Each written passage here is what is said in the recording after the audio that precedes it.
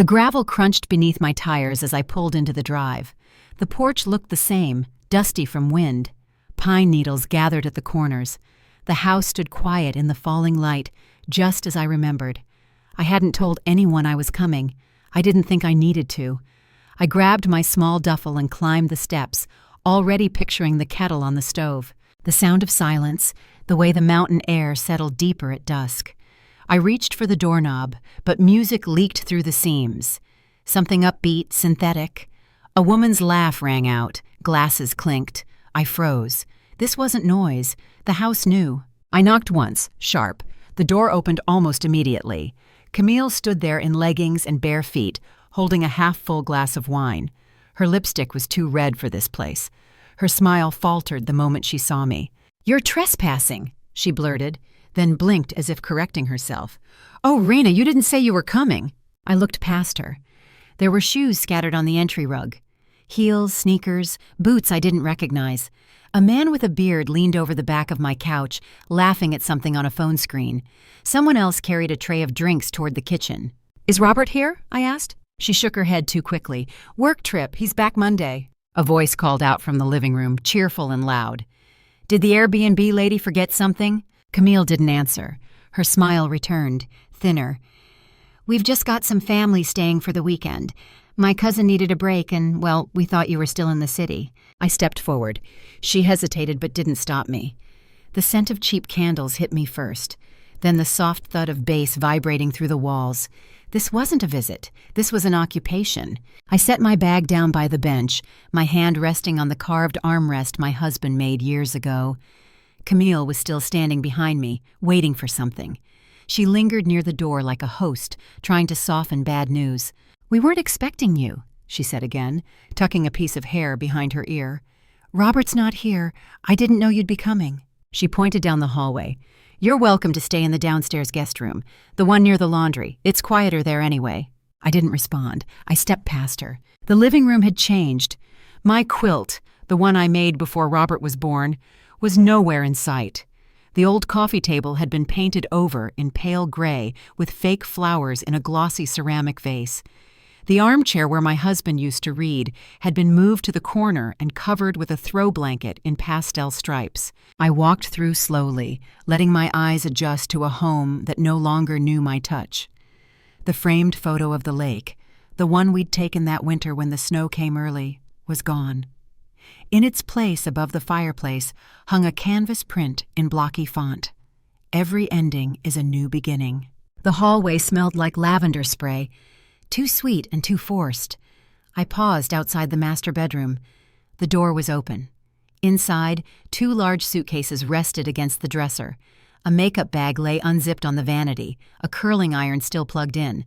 On the windowsill, a half-empty wine glass shimmered in the afternoon light. The bed was dressed in smooth linen sheets I didn't recognize.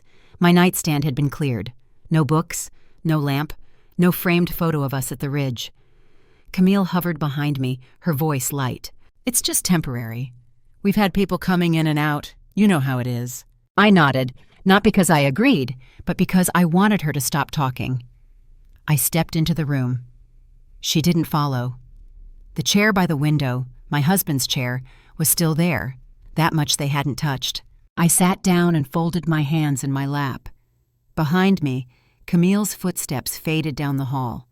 The house didn't say anything. It hadn't said anything in a long time. I moved quietly through the house, careful not to touch too much. The air smelled faintly of perfume and cleaning spray, sharp and artificial. It didn't smell like wood smoke anymore. In the kitchen, my copper kettle was gone. The one Robert bought for me years ago when I said I missed the sound of water boiling on a stove instead of in a machine.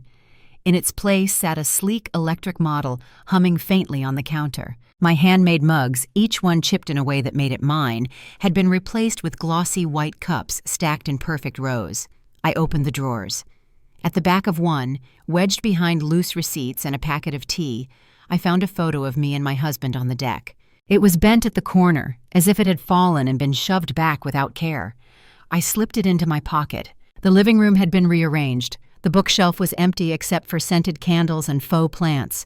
The fireplace mantel, once lined with stones we collected from our hikes, now held small souvenirs, tiny mountain figurines and a gold-framed quote about family. None of it was real. In the hallway, I heard laughter. Someone said they'd order pizza for dinner. I didn't recognize the voices. I went into the bedroom again. The bedding was new, pale, hotel perfect, smelling of detergent. My husband's chair was still there, though draped in a throw blanket that didn't belong. Someone had used it as a backdrop for photos.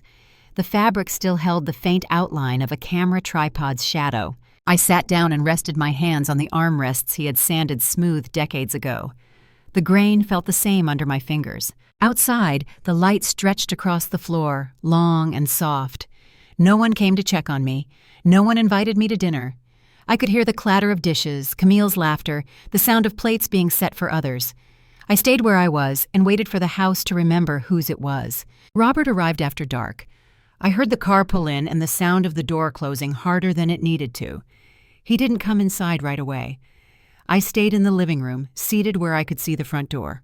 The lights from the porch spilled through the window, catching the edge of the new mirror Camille had hung where the old coat rack used to be. When he finally stepped in, he didn't look at me right away. "I thought you were in town," he said, his voice low and strained. "Camille said it would be okay for her family to use the place a while since it's been empty." I didn't speak. I wanted to give him room to dig the hole or climb out. He rubbed the back of his neck. "You haven't really used the house in months. It made sense to let family enjoy it. Keep it from sitting cold, you know." I nodded once, slowly. Not in agreement, but to acknowledge the words. Like wind through a screen door, it passed, but didn't touch me. Camille appeared a moment later, holding her wine glass again, her smile too tight to last. "You've been so generous," she said, stepping close to Robert. "We figured it was time to really live in it, make it feel like home again." She said it like a compliment, like I should feel proud. I looked at Robert. "Did you tell them you own it?" He opened his mouth, then closed it. "Not exactly," he muttered. My fingers were folded in my lap. Still, I didn't flinch. I didn't raise my voice. I wasn't angry in that moment. I was listening for the silence between their sentences. Camille took a step back. Robert shifted his weight like the floorboards were uneven beneath him. Neither of them apologized. They didn't ask if I was okay. They didn't ask if I wanted anything back. I stood up and walked toward the hallway. The lights were dim there, but I didn't need them to find what came next. By morning, the house smelled like coffee and perfume. I heard Camille before I saw her. Her voice carried from the living room, light and confident, the kind she used when she wanted to sound important. "Yes, this is the main sitting area," she said. "It gets great light in the mornings. We're planning to repaint soon, maybe lighter tones. She basically gave it to us. It's just not in our name yet." Her laughter followed, bright and rehearsed. I stayed in the hallway out of view. The sound of her phone camera turning from room to room made my stomach tighten. I caught pieces of her sentences as she moved. "Oh, that's the guest room. Yes, my mother's staying there next month." I waited until the front door closed behind her voice, and the quiet returned. Then I walked into the room. Her phone sat on the coffee table, still recording. I pressed stop and set it down. On the desk beside this couch was a neat folder labeled Cabin Transition Notes. I opened it. Inside, she had made lists in tidy columns. Repaint kitchen. Change mailbox name. Transfer utilities. Draft ownership letter. Each line was numbered, checked off like a project already underway. No signatures, no legal marks, just her handwriting, full of confidence. At the bottom, a note in smaller print. "Robert said she won't care. She never comes up here anyway." I felt my throat tighten, but I didn't speak. I picked up the folder and carried it to the bedroom. From the nightstand drawer, I took out my leather notebook and opened it to the page where I kept the deed. I slid Camille's list inside, next to the official document. Black ink, notarized seal. My name pressed into paper that couldn't be erased. The house was quiet again. Outside, a bird struck the window and flew off, startled by its own reflection. I closed the notebook and placed it back in the drawer. It was time to make a list of my own. By Wednesday, the gravel driveway filled with more cars. I watched from the front porch as Camille's parents arrived, her mother with a wide sun hat, her father carrying a cooler like he owned the place. They hugged Camille like it was a reunion on property they'd long called their own. Within hours, more cousins filtered in. Suitcases rolled across my floors. Wet towels draped over stair railings. Camille's voice rose with each introduction, each plan. Someone asked where I was staying.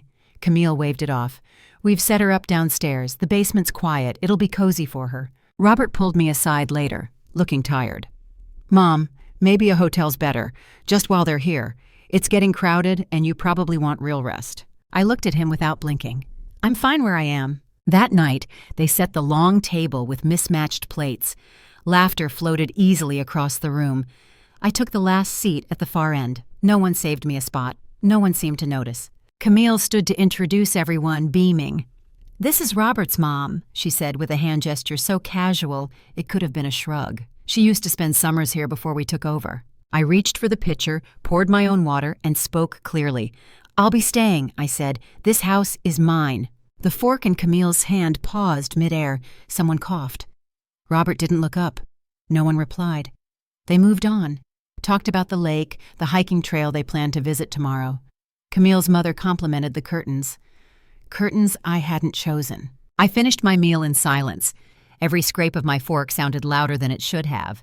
When dinner ended, Camille brought out dessert. She offered everyone a slice, skipping me without comment. I stood, walked my plate to the sink, and washed it myself. Upstairs, I closed the door to the master bedroom and sat in my husband's chair. The sound of voices downstairs faded into nothing. I opened my notebook and added a new line to the list. The next morning, I slipped out before the others were awake. The house creaked like it remembered me. I went to the old office, our office, where we used to keep the serious things.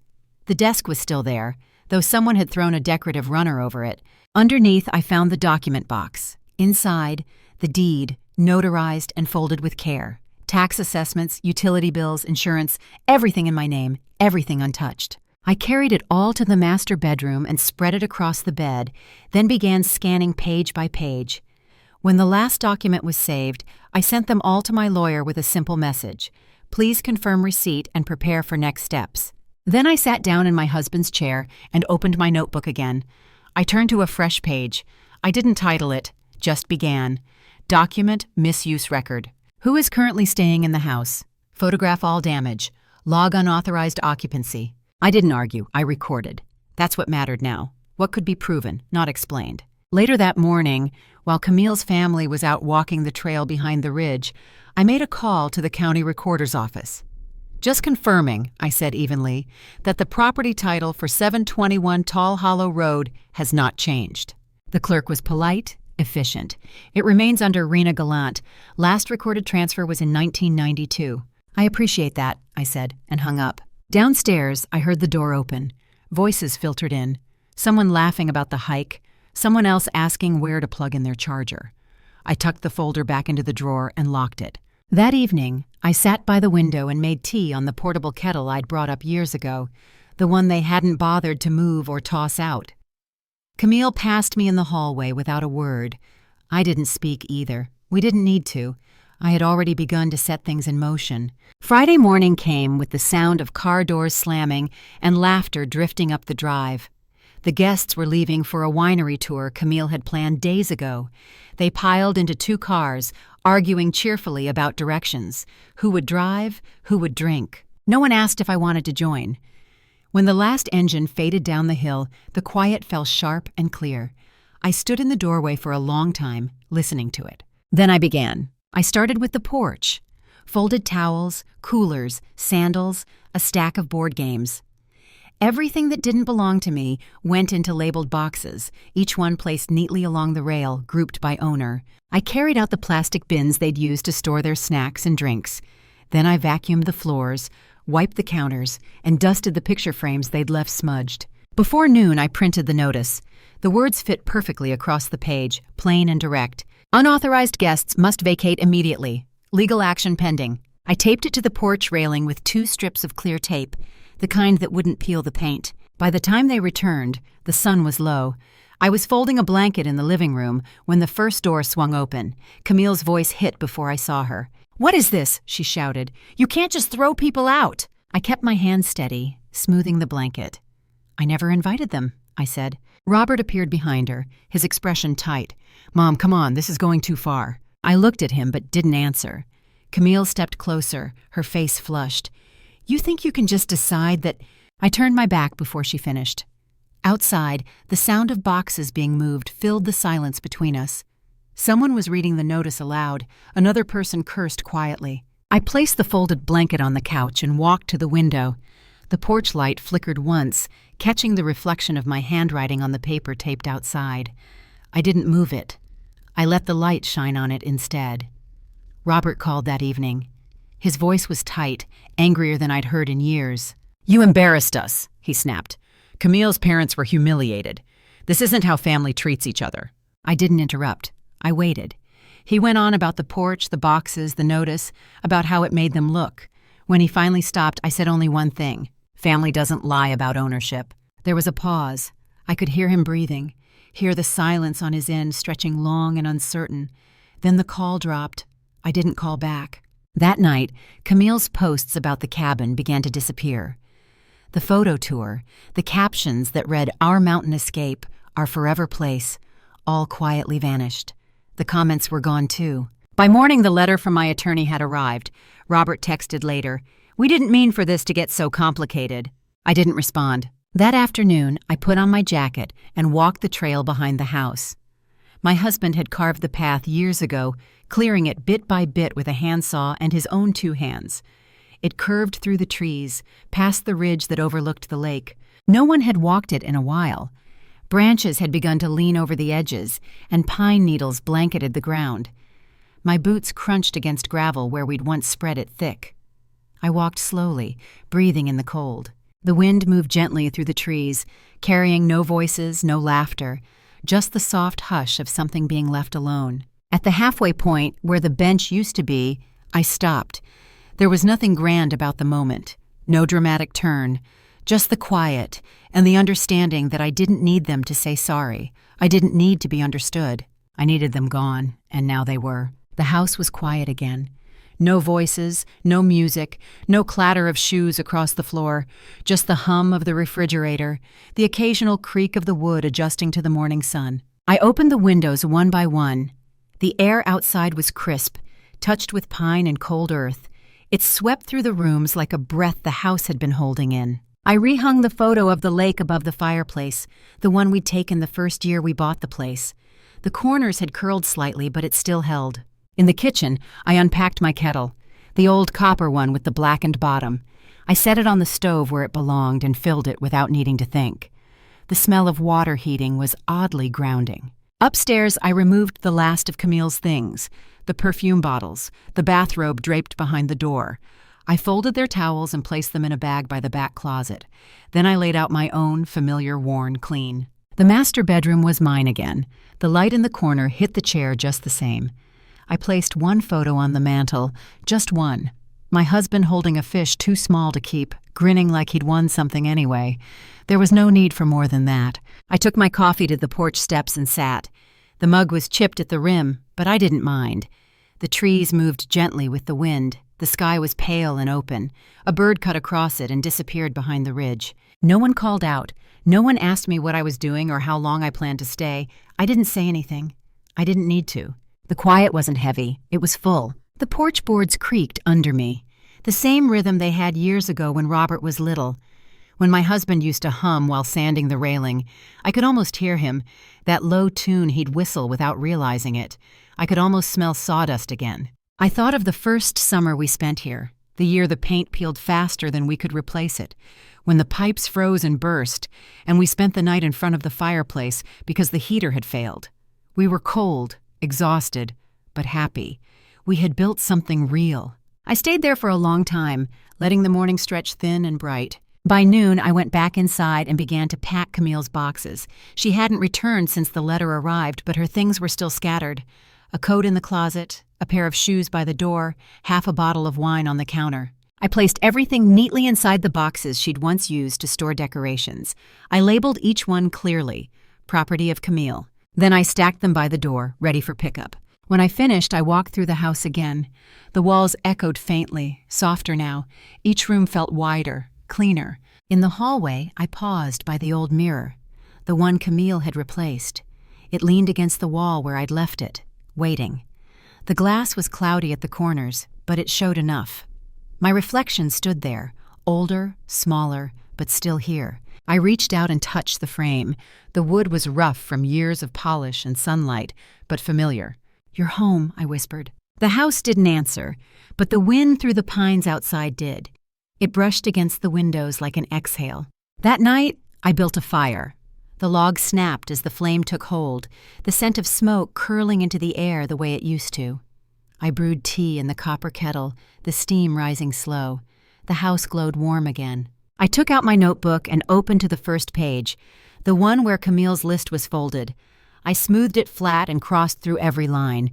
Repaint kitchen, change mailbox name, transfer utilities. Done, done, done. Then at the bottom of the page, I wrote one more line.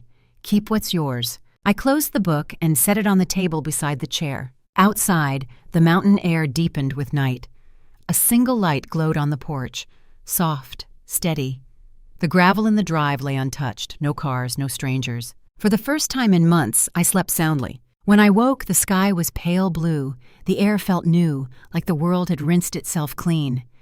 I made coffee and stood at the kitchen window watching the sun move through the trees. The phone buzzed once on the counter, a message from Robert. We're giving you space.